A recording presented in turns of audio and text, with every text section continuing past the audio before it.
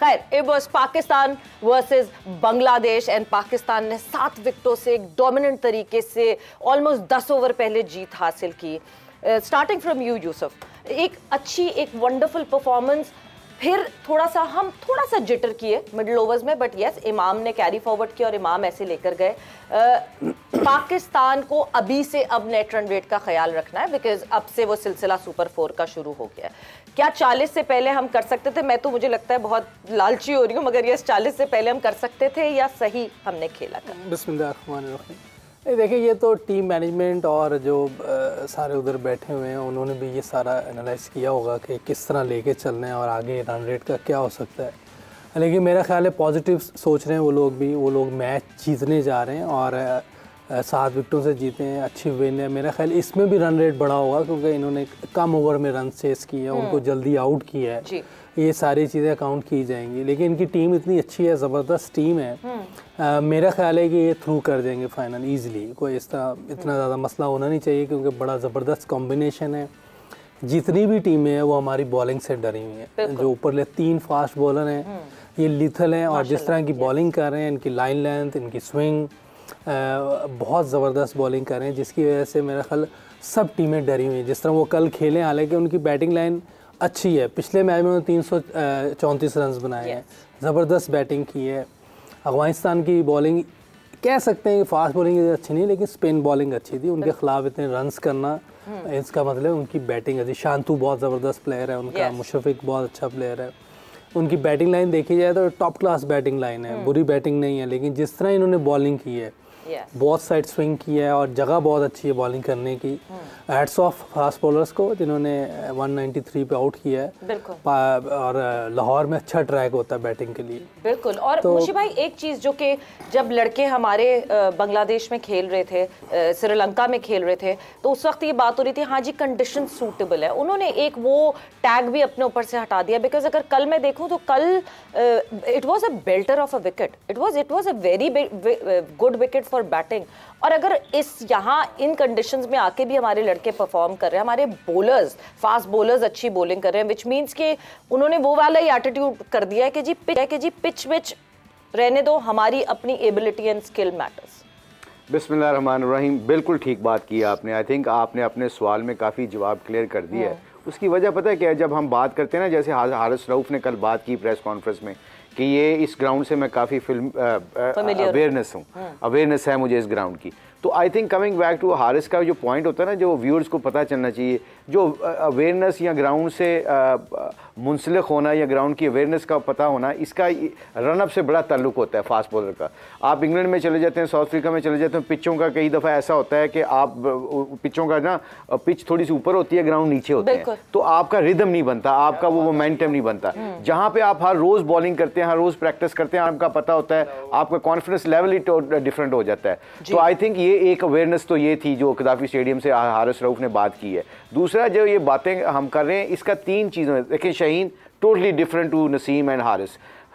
शाहीन जो है वो स्विंग बॉलर है और स्विंग के साथ साथ वो अपना उसकी वेरिएशन जो है वो नेचुरल वेरिएशन से बाहर भी निकाल लेता है, अंदर भी लेके आता है, और उसका angle totally different, left arm seamer है। आप नसीम शाह की आ जाओ, Naseem Shah is a seam bowler, not swing bowler. अच्छा, आप एक बैट्समैन यूसुफ से पूछें या किसी भी बैट्समैन से पूछें, जब वो एक स्विंग बॉलर को खेल के अगला ओवर सीम बॉलर को खेलता है तो उसको टेक्निकली उसको फिर भी इशू रहता है अगले ओवर में।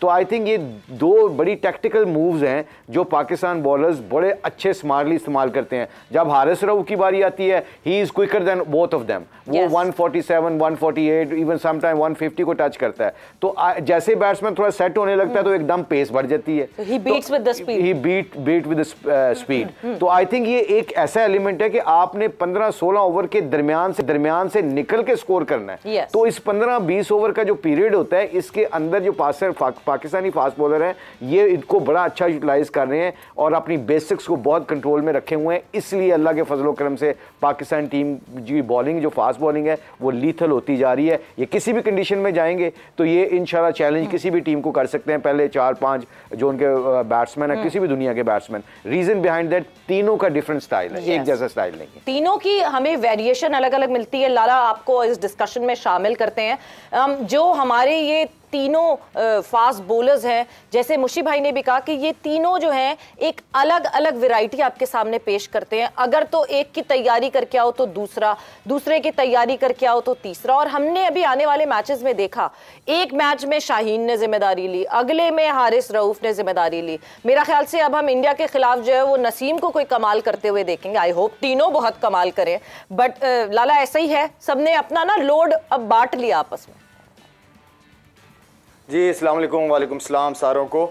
सवेरा मुशी भाई ने जो बात की वो बिल्कुल ज़बरदस्त बात की है। उसमें अगर थोड़ा सा ऐड करूं तो यही करूंगा कि जो हमारी बात होती हुई आ रही है कि मैं पर्सनली क्यों अपनी टीम से ज़्यादा बिल्कुल कॉन्फिडेंट हूं, उसकी वजह यही है कि आपके पास हर किस्म का वैरायटी वाला प्लेयर मौजूद है। जितने भी 15 लड़के 16 लड़के हैं माशाल्लाह से हर किस्म की स्किल्स इस टीम के अंदर है जो कि हमें नज़र आ रही है। अब हमारे बैट्समैन अंदर जाते हैं या बॉलर्स बॉलिंग करते हैं तो हम बड़े कॉन्फिडेंट बैठते हैं कि यार नहीं ये इंशाल्लाह ये आउट करेगा, या बैट्समैन जा रहे होते हैं तो हम कहते हैं यार नहीं ये लड़का जो है वो अच्छी फॉर्म में लगा हुआ है, ये जाके परफॉर्म करके आएगा।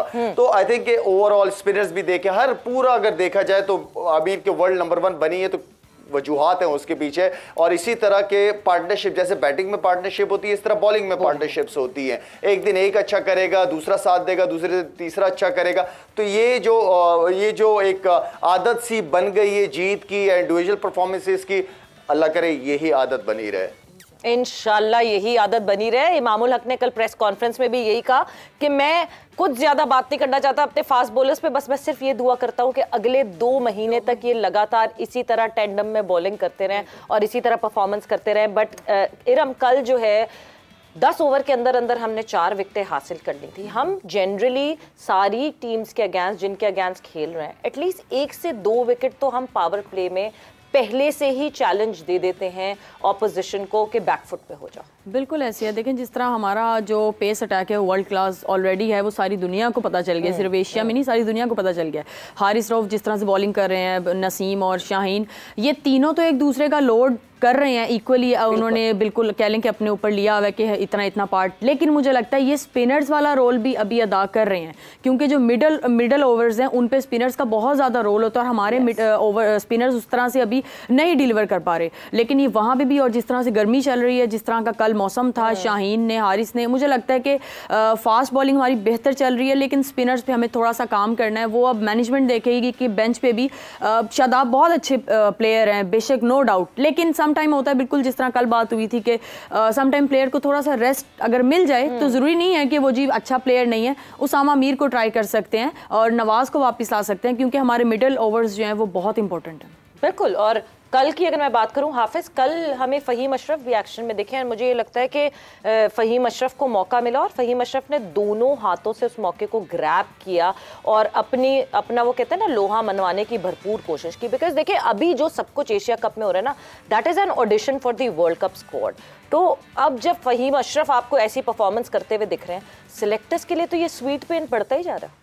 देखिए एक बिल्कुल जैसे तीनों फास्ट बॉलर जब आपके बेहतरीन खेल का मुजाहरा कर रहे हों तो जो बाहर बैठा है, जो टीम में शामिल होता है, उसके ऊपर एक इजाफी दबाव भी आता है कि मुझे अगर इन तीनों के साथ खेलने का मौका मिल रहा है तो लोगों ने मेरी कारकर्दगी का मवाजना इनके साथ रखकर करना है कि अगर हारिस, नसीम और शाहीन इतना अच्छा परफॉर्म कर रहे हैं, वही पिच है, वही बॉल है, वही माहौल है, तो मैं क्यों नहीं परफॉर्म कर रहा हूँ। तो उसके ऊपर ज़्यादा दबाव आता है और खिलाड़ी बाज़ औक़ात जब दबाव में जाते हैं तो उनकी असल सलाहियतें भी निकल कर सामने आती हैं। लेकिन जैसे यहाँ पर हम ये बात कर रहे हैं ना कि हमारे जो तीनों फास्ट बॉलर्स हैं वो बहुत अच्छा परफॉर्म कर रहे हैं, मैं शुरू में विकेटें लेके दे रहे हैं, तो हमारी स्पिन बॉलिंग पर वैसे ही सवालात इसलिए भी उठ रहे हैं कि देखें अभी तक तो वो प्रेशर में आए नहीं हैं। कोई मैच ऐसा भी होगा जिसमें आपको ऊपर से विकेटें नहीं मिलेंगी, आपके जो मुखालिफ बल्लेबाज हैं वो ज़्यादा अच्छा खेलेंगे, तो फिर दबाव जब आएगा उस वक्त हमारे स्पिनर्स किस तरह से जवाब देते हैं। और उसके साथ ये भी है कि जब आपके पास 3 या 4 फास्ट बॉलर्स हैं तो आपके पास एक फास्ट बॉलिंग कोच है, आपके पास 5-6 बल्लेबाज हैं तो आपके पास एक बैटिंग कोच है, तो आप तो बहुत ज़्यादा इन्हिसार कर रहे हैं अपने स्पिनर्स के ऊपर। 20-25-30 ओवर्स आपको स्पिनर ने करके देने हैं, तो फिर क्यों आप इस तरीके से नहीं सोच सकते हैं कि अगर आप फिर स्पिन बॉलिंग कोच की तरफ क्यों नहीं जा सकते हैं? क्योंकि जब कोई ख़ास किस्म का मसला अगर किसी स्पिनर को है तो एक स्पिन बॉलिंग कोच अगर उसके साथ 8, 2, 4, 5 चक्कर लगाएगा स्टेडियम के, जब वो प्रैक्टिस कर रहे होंगे तो कुछ चीज़ें जो उनकी आपस में बातचीत होगी, यकीनी तौर पर वो उस नतीजे तक पहुंचने की कोशिश ज़रूर कर लेगा जो जिससे विकेटें नहीं ली जा रही हैं या अच्छा खेल पेश नहीं कर पा रहा है, तो अपने कोच के साथ वो बात करके उसको फ़र्क ज़रूर पड़ सकता है। तो ये चीज़ मेरा ख्याल एक देखने वाली है कि आप बॉलिंग कोच के, फास्ट बॉलिंग कोच के साथ हैं, आप बैटिंग कोच के साथ हैं, जब आप सब कोच रख सकते हैं, आप माहिर नफ्सियात रख सकते हैं, तो फिर आप जब 25-30 ओवर जिन्होंने करने आप उनको कैसे नजरअंदाज कर सकते हैं? बिल्कुल। और एक छोटी छोटी, देखिए स्टेज पे छोटी छोटी ट्वीकिंग, ऐसा नहीं होता कि आपको पूरी कोई टेक्निक समझानी होती है,